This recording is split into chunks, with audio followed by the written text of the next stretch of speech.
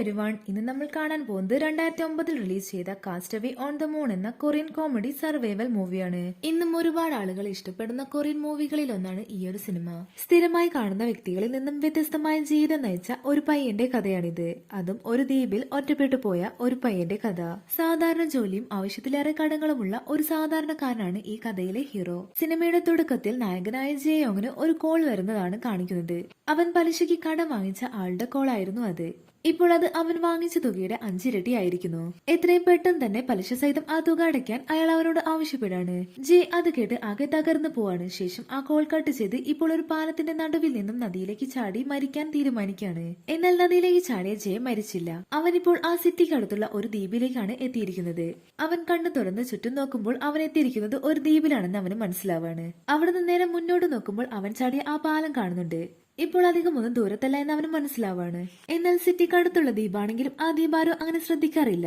എങ്ങനെയെങ്കിലും അവിടുന്ന് രക്ഷപ്പെടാൻ അവൻ ആ ദ്വീപ് മൊത്തം ഓടി നടക്കും. എന്നാൽ ചുറ്റിനും വെള്ളമുള്ള ഒരു ദ്വീപായിരുന്നു അത്. ആ ദ്വീപിന്റെ മുകളിലൂടെ ഒരു ബ്രിഡ്ജ് പോകുന്നുണ്ട്. അതിന്റെ തോണികളിൽ പിടിച്ചു കയറി രക്ഷപ്പെടാൻ ജയങ് നോക്കുന്നുണ്ടെങ്കിലും അതിനവന് സാധിക്കുന്നുണ്ടായിരുന്നില്ല. അങ്ങനെ അവൻ ആ തൂണിനടുത്ത് ഇരുന്ന് കരഞ്ഞുകൊണ്ട് ഉറങ്ങിപ്പോവാണ്.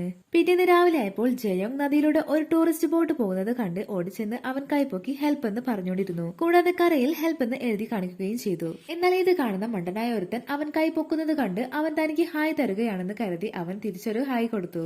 ഇത് കാണുന്ന ജയോങ് അവനെ കുറെ തെറി പറയുന്നു. അപ്പോഴേക്കും ആ ബോട്ട് അവിടെ നിന്ന് പോയിരുന്നു. ശേഷം അവൻ വെയിൽ കൊള്ളാൻ വെച്ച അവന്റെ ഫോണ് ബാറ്ററി എല്ലാം സെറ്റ് ചെയ്ത ശേഷം അത് ഓണാക്കാൻ ശ്രമിച്ചു. ഭാഗ്യത്തിന് ഫോൺ ഓണായി. എന്നാൽ ഫോണിൽ ചാർജ് കുറവായി. അവൻ വേഗം ഹെൽപ്പ് ലൈനിലേക്ക് വിളിച്ച് അവൻ ഒരു ദ്വീപിൽ പെട്ടുപോയ കാര്യം പറയാണ്. ഹേ നദിക്കടുത്തുള്ള ഒരു ദ്വീപെന്ന് കേട്ടപ്പോൾ അവരത് വിശ്വസിച്ചില്ല. കാരണം അതൊരു ദ്വീപായിട്ട് ആരും കണ്ടിരുന്നില്ല. ഗതികെട്ട് അവൻ അവന്റെ പഴയ കാമുകിയെ വിളിക്കും. എന്നാൽ അവൾ കാര്യം കേൾക്കാതെ അവളെ കോൾ ചെയ്തതിന് തെറി പറഞ്ഞുകൊണ്ടിരിക്കുകയാണ്. അവളെ കാര്യം പറഞ്ഞ് മനസ്സിലാക്കാൻ ശ്രമിക്കുമ്പോഴേക്കും ഫോണിലെ ചാർജ് തീർന്ന് ഫോണ് സ്വിച്ച് ഓഫ് ആയി പോവാണ്. മറ്റൊരു വഴിയുമില്ലാതെ അവൻ ആ നദി മുറിച്ചു കടക്കാൻ തീരുമാനിക്കും. എന്നാൽ അവൻ പകുതി എത്തിയപ്പോഴേക്കും മുങ്ങിപ്പോവാണ്. കാരണം അവന് നീന്താൻ അറിയില്ലായിരുന്നു. ആ സമയം അവന് അവന്റെ ജീവിതത്തിലെ ഓരോ പ്രശ്നങ്ങളെല്ലാം ഓർമ്മ വന്നു. പണമില്ലാത്തതിന്റെ പേരിൽ അവൻ ജീവനതുല്യം സ്നേഹിച്ച അവന്റെ കാമുകി അവനെ വിട്ടു പോകുന്നത് അവന് ഓർമ്മ വരുന്നു. പെട്ടെന്ന് അവൻ വെള്ളത്തിൽ നിന്നും രക്ഷപ്പെട്ട് കരയിലേക്ക് കയറാണ്. ജീവിക്കാൻ ഇനി ഒരു ഹോപ്പ് പോലും ഇല്ല എന്ന് മനസ്സിലാക്കി അവൻ ആ ദ്വീപിൽ വെച്ച് തൂങ്ങി മരിക്കാൻ തീരുമാനിച്ചു. എന്നാൽ ധൈര്യക്കുറവ് കാരണം അത് പരാജയപ്പെട്ടു പോവാണ്. ശേഷം അവൻ പതിയെ ആ ദ്വീപ് ചുറ്റി കാണാൻ തുടങ്ങി. അവിടെയുള്ള പൂക്കളിൽ നിന്നും തേൻ കുടിച്ചും വിശന്നപ്പോൾ കൂണും പറിച്ചു തിന്ന് അവൻ വിശപ്പടക്കി. സിറ്റിയിലുള്ള പ്രശ്നങ്ങൾക്ക് നടുവിൽ ജീവിക്കുന്നതിന് പകരം ഈ ദ്വീപിൽ ഒറ്റയ്ക്ക് ജീവിക്കുന്നതാണ് നല്ലതെന്ന് അവന് തോന്നാൻ തുടങ്ങി. അങ്ങനെ അവൻ ആ നദീ തീരത്ത് സ്ഥിരതാമസമാക്കാൻ തീരുമാനിച്ചു. വൈകുന്നേരമായപ്പോൾ സിറ്റിയിലെ വെളിച്ചമുള്ള കെട്ടിടങ്ങളെ നോക്കി അവൻ ആരെങ്കിലും കാണുന്നുണ്ടായിരുന്നെങ്കിൽ എന്ന് അവൻ ആഗ്രഹിച്ചു. ഇവിടെ ജീവിക്കാൻ ഇതിനെയൊന്നും ആവശ്യമില്ല എന്ന് പറഞ്ഞിട്ട് അവൻ കയ്യിലുണ്ടായിരുന്ന കാടും മറ്റും വലിച്ചെറിഞ്ഞു. പിറ്റേ ദിവസം ജെയോങ് നദീതീരത്തുള്ള പ്ലാസ്റ്റിക്കും കുപ്പികളും എല്ലാം പെറുക്കി ചാക്കിലാക്കിക്കൊണ്ടിരിക്കുമ്പോൾ പുല്ലുകൾക്കിടയിൽ ഒരു വലിയ താറാവിന്റെ രൂപത്തിലുള്ള ഒരു പഴയ ബോട്ട് അവൻ കണ്ടെത്താണ്. അവനുടനെ തന്നെ ഒരു കയറുപയോഗിച്ച് ആ ബോട്ട് പുറത്തെത്തിച്ചു. എന്നിട്ട് അവൻ അവന് കിടക്കാനുള്ള ഒരു വീട് സെറ്റ് ചെയ്യാണ്. ഇത്രയും കാലമായിട്ട് അവന് സ്വന്തമായ ഒരു വീടുണ്ടാക്കാൻ സാധിച്ചിട്ടില്ല. അതോർത്ത് അവൻ സങ്കടപ്പെടുകയാണ്. എന്നിട്ട് അവൻ ആ ബോട്ടിൽ കിടന്ന് ഉറങ്ങും.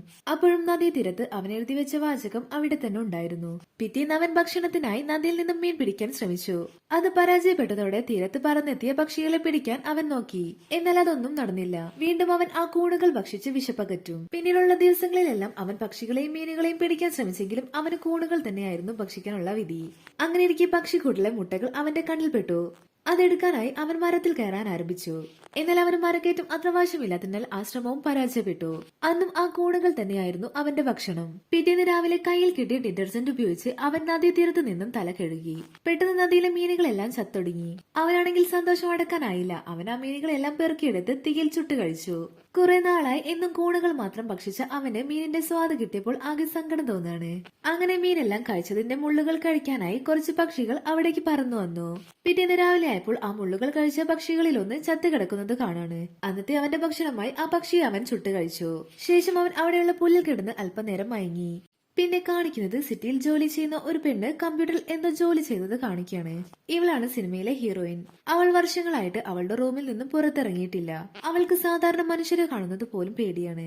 ഈ ലോകം തന്നെ കാണുന്നത് പോലും അവൾക്ക് പേടിയാണ്. അവൾ പുറത്ത് നടക്കുന്ന കാര്യങ്ങളെല്ലാം അറിയുന്നത് സോഷ്യൽ മീഡിയ വഴിയാണ്. നമ്മുടെ ഫേസ്ബുക്ക് പോലുള്ള ഒരു ആപ്പിൽ ഫേക്ക് ഐഡി ഉണ്ടാക്കിയിട്ട് ആരെങ്കിലും ഇടുന്ന പോസ്റ്റുകൾ അടിച്ചു മാറ്റി അതെല്ലാം ഇവൾ ഇവളുടെ അക്കൗണ്ടിൽ പോസ്റ്റ് ചെയ്യും. എന്നിട്ട് അതിൽ വരുന്ന കമന്റ്സ് എല്ലാം വായിച്ച് അതൊക്കെയാണ് ശരിയെന്ന് കരുതി അവൾ ജീവിക്കും. അവളെ അവളുടെ അമ്മ കണ്ടിട്ട് തന്നെ 2 വർഷമായിരിക്കുന്നു. അമ്മ റൂമിന് പുറത്ത് വന്ന് അവളോട് എന്തെങ്കിലും വേണോ എന്ന് ചോദിച്ചാൽ അവൾ ഒന്നും മിണ്ടാതെ അവൾക്ക് വേണ്ടതെല്ലാം ടൈപ്പ് ചെയ്ത് മെസ്സേജ് അയക്കും. അത് കണ്ട് അമ്മ അവൾക്ക് ആവശ്യമുള്ളതെല്ലാം മുറിക്ക് പുറത്ത് വെക്കും. അമ്മ പോയതിനു ശേഷം അതെടുത്ത് അവൾ റൂമിലേക്ക് പോകും. രാത്രിയാകുമ്പോൾ ബെഡിൽ കിടക്കാതെ അവൾ ഒരു കാർഡ്ബോർഡ് പെട്ടിയിലാണ് കിടന്നുറങ്ങുക. അച്ഛനും അമ്മയും ജോലിക്ക് പോയി കഴിഞ്ഞാൽ അവൾ ക്യാമറ വെച്ച് പുറത്തേക്ക് നോക്കിയിരിക്കും. രാത്രിയായാൽ ചന്ദ്രനിൽ നിന്നും ഏതെങ്കിലും ഏലിയനുകൾ ഭൂമിയിലേക്ക് വരുന്നുണ്ടോ എന്ന് അവൾ നോക്കിയിരിക്കും. അങ്ങനെ ഒരു പ്രത്യേക ജീവിതം നയിക്കുന്ന ഒരു പെണ്ണാണ് നമ്മുടെ നായിക.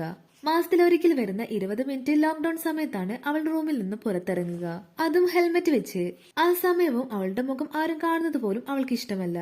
ഒരു പക്ഷെ അവളുടെ മുഖത്തുള്ള പാടുകൾ കാരണമായിരിക്കും അവൾ ഇത്രയും ഇൻട്രോവേർട്ടായി മാറിയിട്ടുണ്ടാവുക. അവൾ ആളൊഴിഞ്ഞ സിറ്റിയെല്ലാം ക്യാമറ വെച്ച് സൂം ചെയ്ത് നോക്കും.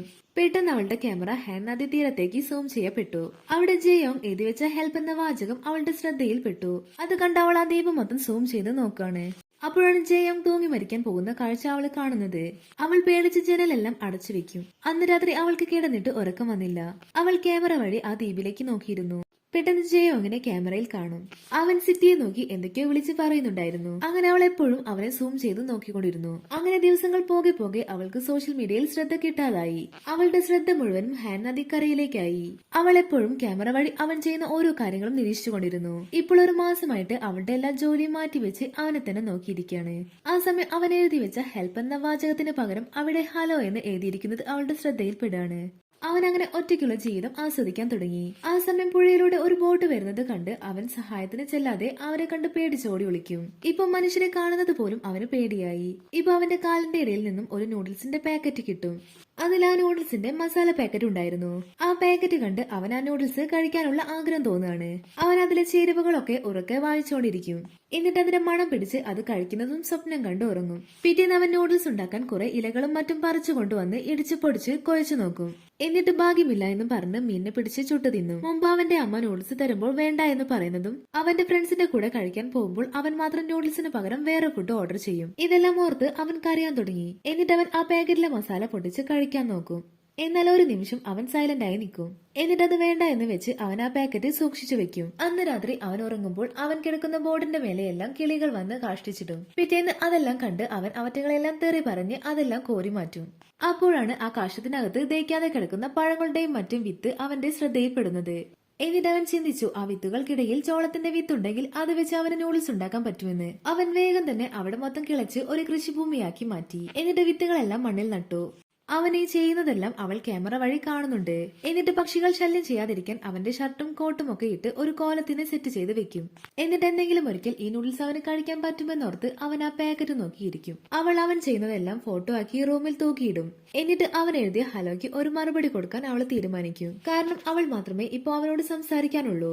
അതുകൊണ്ട് ആ ഹലോയ്ക്കുള്ള മറുപടിയുമായി അന്ന് രാത്രി അവൾ വർഷങ്ങൾക്ക് ശേഷം അവളുടെ റൂമിൽ നിന്നും പുറത്തിറങ്ങാണ്. അതും അവൻ കാരണം. എന്നിട്ട് ആരും കാണാതെ അവനുള്ള മറുപടി ഒരു കുപ്പിയിലാക്കി ആ പാലത്തിന്റെ മുകളിൽ നിന്നും ദ്വീപിലേക്ക് വലിച്ചെറിഞ്ഞു. എന്നിട്ട് വീട്ടിലേക്ക് തിരിച്ചുപോയി. പിറ്റേന്ന് അവൻ ആ മറുപടി കണ്ടോ എന്ന് ആകാംക്ഷയിൽ നോക്കിയിരുന്നു. എന്നാൽ അവൻ അത് കണ്ടില്ല. എന്നാൽ അവൻ അവന്റെ കൃഷിയുമായി നല്ല രീതിയിൽ മുന്നോട്ട് പോയി. പക്ഷികളുടെ മുട്ടയും മീനും കഴിച്ച് അവന്റെ ജീവിതം അവൻ മുന്നോട്ട് കൊണ്ടുപോയി. അപ്പോഴാണ് അവൻ കുപ്പികൾ പെറുക്കുന്നതിനിടയ്ക്ക് എന്തോ തിളക്കമുള്ളത് കാണുന്നത്. അവൻ മുകളിലേക്ക് നോക്കിയപ്പോൾ മരച്ചില്ലയിൽ കുരുങ്ങി കിടക്കുന്ന ഒരു ചില്ലുകുപ്പി കാണുന്നു. ജയോങ് ആ കുപ്പി എടുത്ത് തുറന്നു നോക്കി. അതിലുള്ള പേപ്പർ തുറന്ന് വായിച്ചു. എന്നിട്ട് അവൻ എഴുതി വെച്ച ഹലോയുടെ ചുറ്റും ചെന്ന് നോക്കും. അപ്പോൾ അവന് മനസ്സിലായി അവനെ ആരോ കാണുന്നുണ്ടെന്ന്. അതാരായിരിക്കുമെന്ന് പറഞ്ഞ് അവൻ കോലത്തിനോട് സംസാരിക്കും. ഇനി ചിലപ്പോ അതൊരു പെൺകുട്ടിയായിരിക്കോ എന്നൊക്കെ പറഞ്ഞുകൊണ്ടിരുന്നു. ഒരു പക്ഷെ അതൊരു പെണ്ണാണെങ്കിൽ ഇനി ഇങ്ങനെ തുണിയില്ലാതെ നടന്നാൽ ശരിയാവില്ല എന്ന് പറഞ്ഞ് അവൻ കോലത്തിന് ഇട്ടുകൊടുത്ത പാന്റ് വലിച്ചൂരിയിടും.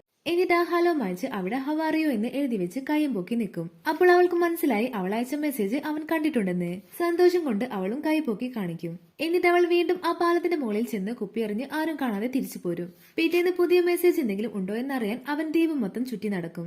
അപ്പോൾ അവൻ ആ കുപ്പി കിട്ടും. ഇത്തവണ ആ കത്തില് I am fine and thank you എന്നാണ് എഴുതിയിരിക്കുന്നത്. ഇപ്പൊ അവൾ അവനെ നോക്കി ചിരിച്ചോണ്ടിരിക്കും. എന്താണെന്ന് വെച്ചാൽ അവന്റെ മറുപടി വന്നു, I am fine thank you. അത് കണ്ട് അവൾക്ക് സന്തോഷാവാണ്. ഇപ്പൊ അവൻ നട്ട ചെടികളെല്ലാം നനയ്ക്കുന്നതിനിടെ കോലം ഇളകുന്നത് കണ്ടിട്ട് അത് മാറ്റി നോക്കുമ്പോൾ കോലത്തിന് പിറകിലായി ഒരു ചോളത്തിന്റെ ചെടി വളർന്നിരിക്കുന്നു.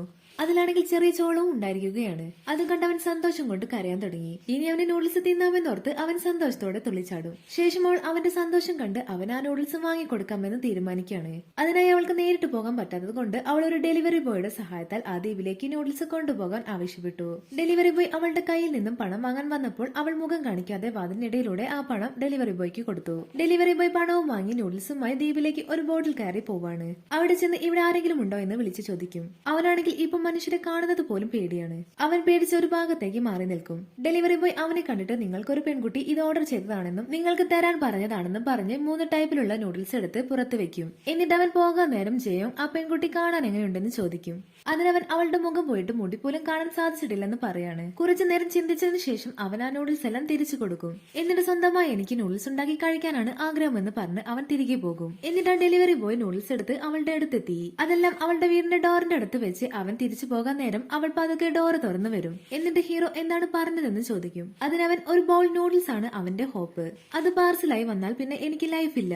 ആ ഹോപ്പ് ഞാൻ തന്നെ ഉണ്ടാക്കുമെന്ന് പറഞ്ഞ് അതെല്ലാം തിരിച്ചു തന്നു. ഇത്രയും പറഞ്ഞുകൊണ്ട് അവൻ തിരിച്ചു പോകും. ഇവിടെ ഹീറോ ആ ചോളം വിളവെടുക്കാൻ കാത്തിരിക്കുകയാണ്. പിറ്റേന്ന് ഹീറോയിന്റെ അമ്മ പതിവ് പോലെ ജോലിക്ക് പോകുന്നതിന് മുമ്പ് അവൾക്ക് എന്താണ് വേണ്ടതെന്ന് മെസ്സേജ് അയക്കും. എന്നാൽ ഇത്തവണ അവൾ റിപ്ലൈ ചെയ്യാതെ നേരിട്ട് പോയി പറയാണ്. 2 വർഷങ്ങൾക്ക് ശേഷമാണ് ആ അമ്മ തന്റെ മകളെ കാണുന്നത്. അമ്മ അവളെയും കണ്ട് ഞെട്ടിത്തരിച്ചു നിൽക്കാണ്. എന്നിട്ട് അവൾക്ക് ചോളത്തിന്റെ വിത്തും അത് നടാനുള്ള ചട്ടിയും വേണമെന്ന് ആവശ്യപ്പെടാണ്. അമ്മ കരഞ്ഞുകൊണ്ട് അതെല്ലാം വാങ്ങിത്തരാമെന്ന് പറയുന്നു. അന്ന് രാത്രി അവൾ ഒരു മെസ്സേജ് പാലത്തിന്റെ മുകളിൽ നിന്നും എറിഞ്ഞു കൊടുത്തു. പിറ്റേന്ന് അവൻ അത് വായിക്കുമ്പോൾ അതിൽ ഐ ആം സോറി എന്നാണ് എഴുതിയിരിക്കുന്നത്. അത് വായിച്ചവൻ ആ നൂഡിൽസ് തിരിച്ചയച്ചതിനും സോറി പറയാണ്. അങ്ങനെ അവളെ സന്തോഷിപ്പിക്കാനായി അവൻ ഓരോ തമാശകളൊക്കെ കാണിച്ചുകൊണ്ടിരുന്നു. ദിവസങ്ങൾ കഴിഞ്ഞ് ഇപ്പോൾ അവന്റെ ചോളം വിളവെടുക്കാൻ സമയമായിരിക്കാണ്. അവൻ നൂഡിൽസ് ഉണ്ടാക്കാനുള്ള സാധനങ്ങളൊക്കെ അവന്റെ കൃഷിയിടങ്ങളിൽ നിന്നും വിളവെടുത്തു. എന്നിട്ട് നല്ല രീതിയിൽ തന്നെ നൂഡിൽസ് ഉണ്ടാക്കി. എന്നിട്ട് അവൻ ഇത്രയും കാലം എടുത്തു വെച്ച ആ മസാല പാക്കറ്റ് എടുത്ത് ആ നൂഡിൽസിനൊപ്പം ചേർത്തു. എന്നിട്ട് ഇത്രയും നാൾ കാത്തിരുന്നുണ്ടാക്കിയ നൂഡിൽസ് അവൻ മനസ്സറിഞ്ഞ് കഴിക്കാണ്. അത് കണ്ട് അവളും സന്തോഷം കൊണ്ട് കരയും. പിറ്റേന്ന് അവൻ അവളോട് ഹൂ ആർ യു എന്ന് തീരത്ത് എഴുതി വെക്കും. അവൾക്കാണെങ്കിൽ അവൾ ആരാ എന്ന് അവനെ അറിയിക്കണം. എന്നാൽ അവളുടെ പാടുള്ള മുഖം കാണിക്കാൻ അവൾക്ക് പേടിയായി. കാരണം ഇനി അവന് അവളെ ഇഷ്ടമായില്ലെങ്കിലോ എന്ന് വിചാരിച്ച് അവൾ വേറെ പെണ്ണിന്റെ ഫോട്ടോ പ്രിന്റ് ചെയ്ത് അവന് കൊടുക്കാൻ തീരുമാനിച്ചു. അവനത് കൊടുക്കാൻ നേരം അവളൊന്നും മടിച്ചു നിന്നു. കാരണം അവനെ മാത്രം പറ്റിക്കാൻ അവളെ കൊണ്ട് കഴിയില്ല. അവളത് കൊടുക്കാതെ തിരിച്ചു പോയി. പിറ്റേന്ന് ഹീറോ ആണെങ്കിൽ ആ ദ്വീപ് മൊത്തം അവളുടെ മെസ്സേജ് തിരഞ്ഞുകൊണ്ട് നടക്കും. എന്നിട്ട് അവൻ ഹൗ ആർ യുന്റെ താഴെ വൈ എന്നും കൂടി എഴുതി കാണിക്കും. അവളാണെങ്കിൽ അത് കണ്ട് ഒന്നും പറയാനാകാതെ അവനെ നോക്കിയിരിക്കും. അങ്ങനെ ഇരിക്കെ അവൾ ഫേസ്ബുക്ക് നോക്കുമ്പോൾ അവൾ ഫേക്ക് ആണെന്ന് പറഞ്ഞ് ഒരുപാട് നെഗറ്റീവ് മെസ്സേജ് വന്നുകൊണ്ടിരുന്നു. അവൾ അതെല്ലാം വായിച്ച് സങ്കടപ്പെട്ട് കരയും. ആ സമയം അവൻ അവളുടെ മെസ്സേജ് വരാത്തത് കൊണ്ട് വിഷമിച്ചിരിക്കും. ആ ദിവസം മാനം ഇരുട്ടി ഇടിയും മഴയും പെയ്യാൻ തുടങ്ങി. മഴയുടെ കൂടെ തന്നെ ശക്തമായ കാറ്റും വീശി. മഴ ശക്തമായതോടെ അവന്റെ കൃഷി മൊത്തം നശിച്ചു. അവൻ അവന്റെ വീടെന്ന് കരുതിയ ബോട്ടും വെള്ളത്തിൽ ഒലിച്ചുപോയി. ആ സമയം ഹീറോന്റെ അടുത്താണെങ്കിൽ അവൾ വിൻഡോയ്ക്ക് അടുത്ത് വെച്ച അവളുടെ കൃഷിയും വെള്ളം കയറി നശിച്ചു പോവാണ്. അങ്ങനെ മഴയെല്ലാം കഴിഞ്ഞ് പിറ്റേ ദിവസം അവൾ വേഗം അവനെന്തെങ്കിലും സംഭവിച്ചോ എന്ന് നോക്കും. അവനാണെങ്കിൽ കൃഷി മൊത്തം നശിച്ചതിന്റെ സങ്കടത്തിലിരിക്കുകയായിരിക്കും. ഒറ്റ ദിവസം കൊണ്ട് അവൻ കഷ്ടപ്പെട്ടതെല്ലാം നശിച്ചുപോയി. പെട്ടെന്ന് ആ ദ്വീപിലേക്ക് കുറച്ചു പേർ ആ ദ്വീപ് ക്ലീൻ ചെയ്യാനായിട്ട് വരികയാണ്. അവൻ അവരെല്ലാരും കണ്ട് പേടിച്ച് ഓടാൻ ശ്രമിക്കുമ്പോൾ അവരെല്ലാരും കൂടി അവനെ പിടിച്ചു വെക്കും. അതിനിടയിലും അവൻ പറയുന്നുണ്ട് എനിക്കൊരു മറുപടി കിട്ടാനുണ്ട്, അത് കഴിഞ്ഞിട്ട് വരാമെന്ന്. എന്നാൽ അവരതൊന്നും കേൾക്കാതെ അവനെ പിടിച്ചു കൊണ്ടുപോകും. ശേഷം അവനെ അവർ കരയിലേക്ക് എത്തിച്ചു. ഹീറോയിൻ ഇനി മടിച്ചു നിന്നാൽ അവനെ ഇനി കാണാൻ സാധിക്കില്ല എന്ന് മനസ്സിലാക്കി പകൽ വെളിച്ചത്ത് ആളുകൾക്കിടയിലൂടെ ആരെയും പേടിക്കാതെ അവന്റെ അടുത്തേക്ക് ഓടിപ്പോകും. അവൾ ഓടി ഒരു ബസ് സ്റ്റോപ്പിൽ എത്തുമ്പോൾ അവിടുത്തെ ആളുകൾ ബസ്സിലേക്ക് നോക്കി ഒരു ഭ്രാന്തനെ പറ്റി പറയുന്നത് കേൾക്കും. അത് അവൻ തന്നെ ആയിരിക്കുമെന്ന് മനസ്സിലാക്കി അവൾ വേഗം ആ ബസ്സിന് പുറകെ പോകും. അപ്പോഴേക്കും ബസ് സ്റ്റാർട്ട് ചെയ്ത് പോകാൻ തുടങ്ങിയിരുന്നു. അവൾ കരഞ്ഞിട്ട് ബസ്സിന്റെ പുറകെ തന്നെ പോകും. അവൾ എത്ര തന്നെ ഓടിയിട്ടും ആ ബസ്സിന്റെ അടുത്ത് എത്താൻ അവളെ കൊണ്ട് കഴിഞ്ഞില്ല. എല്ലാ പ്രതീക്ഷയും അവസാനിച്ചു എന്ന് വിചാരിച്ച് നിൽക്കുമ്പോൾ പെട്ടെന്ന് കൊറിയയിലെ 20 മിനിറ്റ് ലോക്ക്ഡൌൺ പ്രഖ്യാപിച്ചു. ആ സമയം റോഡിൽ ഓടിക്കൊണ്ടിരിക്കുന്ന വാഹനങ്ങൾ നിർത്തിയിട്ട് ആളുകൾ വണ്ടിയിൽ തന്നെ ഇരിക്കണം. ആ സമയം അവൾ വേഗം ബസ്സിലേക്ക് ഓടിക്കയറാണ്. രണ്ടാളുടെ കോലവും ഒരേപോലെ ആയതുകൊണ്ട് തന്നെ എല്ലാവരും അവരെ തന്നെ നോക്കിയിരിക്കും. അവൾ അടുത്ത് ചെന്ന് അവളുടെ പേര് പറയും.